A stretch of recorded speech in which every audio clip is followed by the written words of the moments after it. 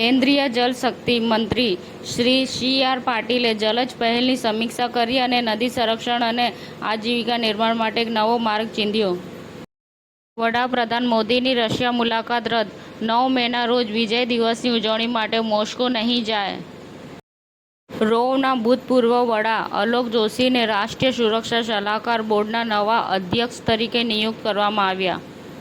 આજે 30 એપ્રિલ આયુષ્માન ભારત દિવસ. સાબરકાંઠામાં પીએમજય અંતર્ગત વર્ષ 2024માં કુલ 36,202 ક્લેઇમ સામે 87 કરોડ જેટલી રકમ ચૂકવવામાં આવી. થ્રિલર ફિલ્મના ચાહકો માટે 26મી મે આવી રહી છે બ્રહ્મ ફિલ્મ, જેનું ટ્રેલર લોન્ચ કરવામાં આવ્યું છે. દિલ્હીની એન્ટી કરપ્શન બ્રાન્ચે મનીષ સિસોદિયા અને સત્યેન્દ્ર વિરુદ્ધ ક્લાસરૂમ કૌભાંડ મામલે કેસ દાખલ કર્યો છે.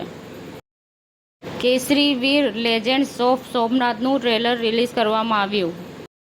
બાંગ્લાદેશ હાઈકોર્ટ રાજદ્રોહના કેસમાં ઇસ્કોનના ચિન્મય કૃષ્ણદાસને જામીન આપ્યા. ઉદય સેવા સંસ્થાન ભિલોડા દ્વારા બસ સ્ટેશન ખાતે છાશ અને પાણી સેવા કેન્દ્ર મુસાફરો અને જનતા માટે ખુલ્લું મૂકવામાં આવ્યું. જાફરાબાદના કોસ્ટગાર્ડ દ્વારા દરિયામાંથી ખલાસીનું રેસ્ક્યુ કરવામાં આવ્યું. સમાચાર ટુડે ન્યૂઝ ચેનલની ટીમ અને જે સત્ય છે તે જ બતાવશે. આપ જોતા રહો સમાચાર ટુડે ન્યૂઝ ચેનલ.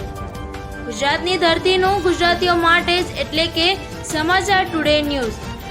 અમારી સમાચાર ટુડે ન્યૂઝ ચેનલને લાઇક કરો, શેર કરો અને સબસ્ક્રાઇબ કરો અને જોડાયા રહો સમાચાર ટુડે ન્યૂઝ ચેનલ સાથે.